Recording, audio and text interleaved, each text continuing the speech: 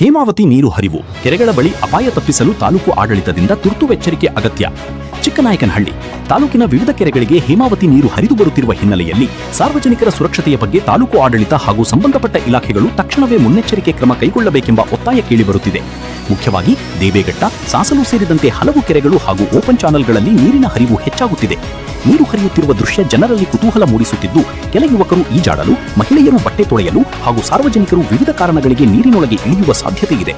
ಆದರೆ ನೀರಿನ ಆಳ, ಹರಿವಿನ ವೇಗ ಹಾಗೂ ಕೆರೆಯೊಳಗಿನ ಪರಿಸ್ಥಿತಿ ತಿಳಿಯದೆ ನೀರಿಗೆ ಇಳಿಯುವುದು ಅಪಾಯಕ್ಕೆ ಆಹ್ವಾನ ನೀಡಿದಂತಾಗುವುದು.